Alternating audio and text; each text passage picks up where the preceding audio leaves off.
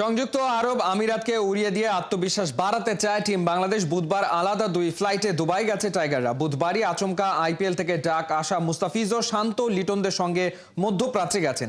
তবে কি জাতীয় দলের অ্যাসাইনমেন্ট বাদ দিয়ে দুবাই থেকেই ভারতীয় লিগে ছুটবেন কাটার মাস্টার? সাইফুল রূপকের রিপোর্ট।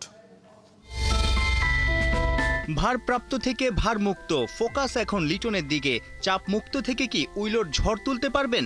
নিয়মিত কাপ্তান শান্তর ইনজুরিতে গেল ডিসেম্বরে ওয়েস্ট ইন্ডিজে টি-20তে দল চালান এলকেডি। মাঠে দারুণ চাল চেলে ক্যারিবিয়ানদের হোয়াইট ওয়াশ। ক্যাপ্টেন লিটন বাহবা পেয়েছিলেন চারদিক থেকেই।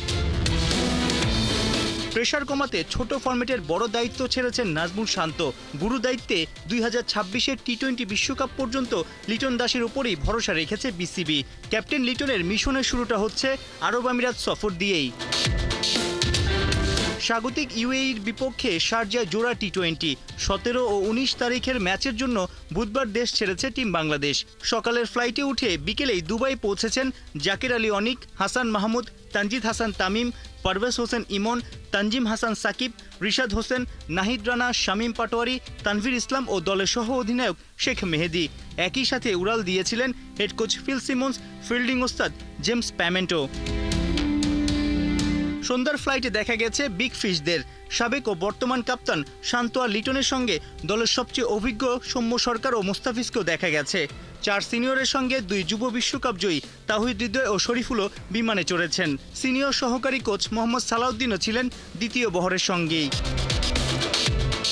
15 ও 16 দুদিন শারজায় ট্রেনিং। 2 ম্যাচেই আরব আমিরাতকে পাত্তা দিতে চায় না টাইগাররা। এই ফরম্যাটে 2 দলে 3 দেখায় শতভাগ সাফল্য টিম বাংলাদেশের। কথা ছিল আরব আমিরাতের সিরিজ শেষে 20 মে দুবাই থেকে লাহোরে যাবে টাইগাররা। পাকিস্তানের বিপক্ষে ফয়সালাবাদ আর লাহোরে 5 ম্যাচের টি-20 সিরিজ খেলবে।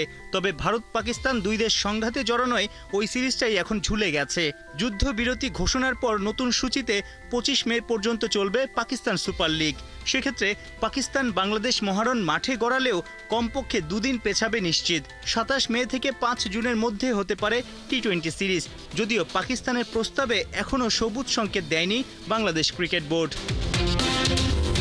সাইফুল রূপক, 71।